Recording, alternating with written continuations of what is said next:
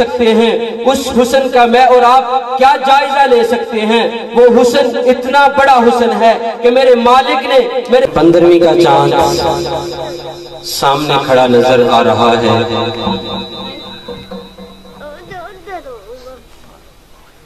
आप सल्लल्लाहु अलैहि वसल्लम बैठे हुए थे, सहाबी रसूल आए और चांद को भी देख रहे थे, रसूल सल्लल्लाहु अलैहि वसल्लम के चेहरे को भी देख रहे थे। बड़ी देर दोनों को तकते रहे।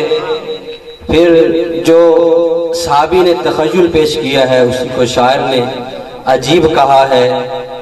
कहता है चांद से तशबीह देना ये भी कोई इंसाफ है, चांद से तशबीह देना ये भी कोई इंसाफ है।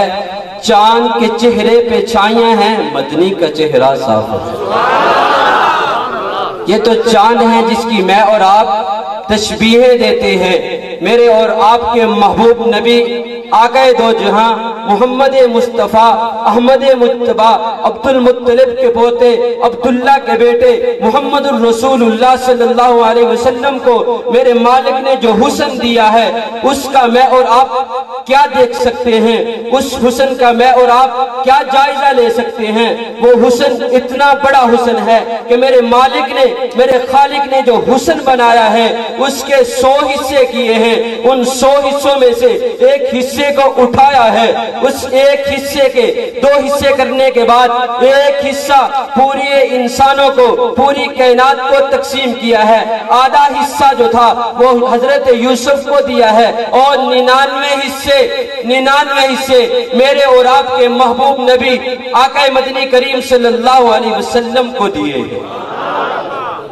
और आगे अजीब लिखा है किसी लिखने वाले ने, कहा जब जमाल बनाया गया है, जब जमाल बनाया गया है, जमाल का कोई हिस्सा भी नहीं किया गया, जमाल का कोई हिस्सा भी नहीं किया गया। सारा का सारा जमाल जो था वो मेरे और आपके महबूब नबी आक़ाए मदनी करीम सल्लल्लाहु अलैहि वसल्लम को दिया गया है। तो आज चांद हमें ये दर्श दे रहा है कि आप मेरी मिसालें रसूलुल्लाह सल्लल्लाहु अलैहि वसल्लम के साथ न दिया करो। वो जो सहाबी रसूल कह के शायर ने जो कह दिया कि चांद से ये तशबीह देना ये कोई इंसाफ नहीं। चांद का चेहरा, चांद के चेहरे पे तो दाग है, मदनी का चेहरा साफ है। अभी इसी को खोलने के लिए, आका की तारीफ करने के लिए तशरीफ लाते